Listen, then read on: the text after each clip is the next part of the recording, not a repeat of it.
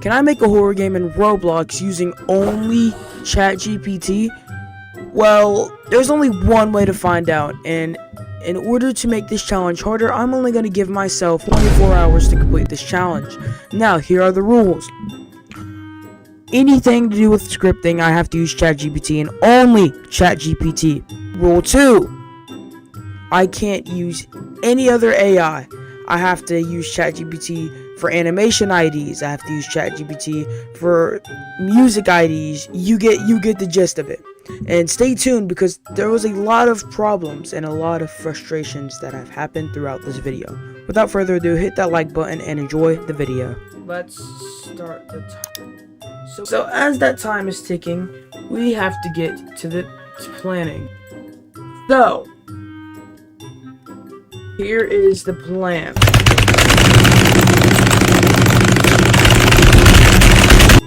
You get hired to work in a convenience store in Japan.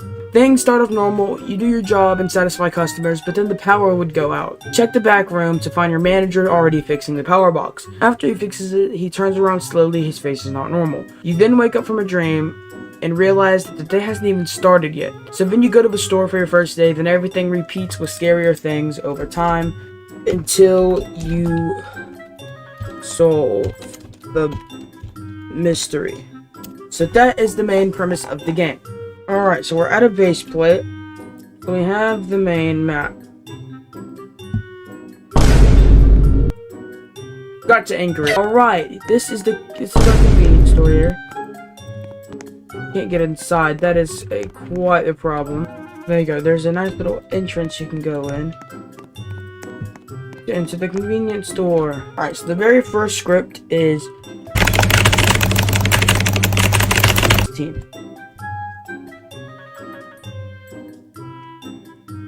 So you put the local script starter player scripts. So we're gonna go to starter player scripts and insert a local script and just paste this and we'll rename it to. So now if we test out the game, you move a little bit slower, which is perfect. We'll change the walk speed to put it at 6. 6 is where we need to be at. Really extremely slow, like you're just walking. Perfect. Now we need to add our very first complicated script. Alright, so in starter GUI, we're going to add a screen GUI, and we're going to add a frame. This is going to be the stamina bar right here. Rename to stamina bar. Stamina bar. Screen. In the middle. On side stamina bar, you're going to add another frame.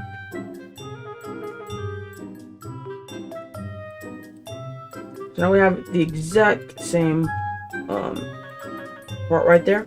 Change the color to, like, let's say a blue. And just rename the frame to fill, it says. I'm going to add a local script inside of screen GUI. And then just paste this. Yes, it's working. So I'm going to tweak it a little bit because it looks weird. This background color is going to be black. Background transparency is going to be 0.5. The fill is going to be kind of like dark, like a green. Background transparency is 0.8. So it's kind of like not in the way, but then you can tell. So the controls are not working. I'm going to, okay, we're going to rename this to stamina. Womp womp. We're just going to do bar. Everything's working right now. Just get rid of the dummy.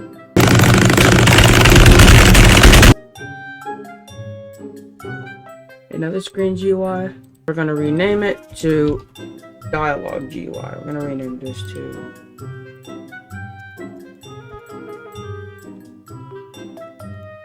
stamina GUI because that is the stamina GUI. So I'm going to add a frame and rename it to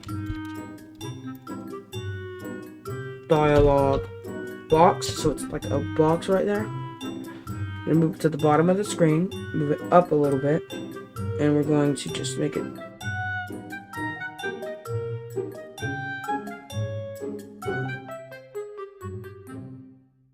a nice little dialogue box. Now it says add a text label and rename it to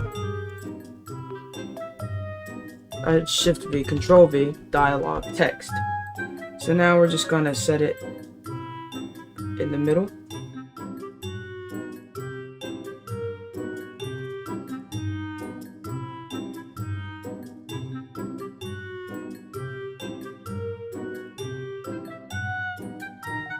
And then when you add a local script, just add a local script, and then here's the code right here. So wake up. You'll finally hear what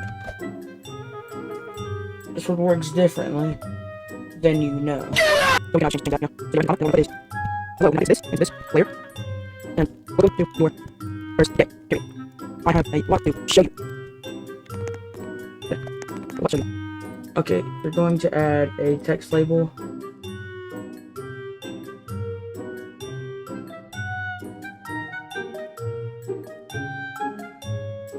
Press spacebar to continue. We'll just put that at the bottom, like that. All right, a script to disable jumping. The script to disable jumping.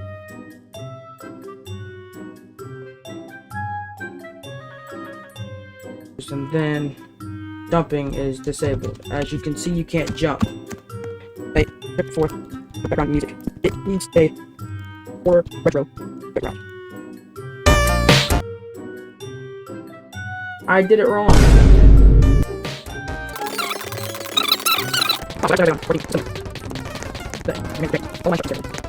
Right now, and we did it all in quite the short time.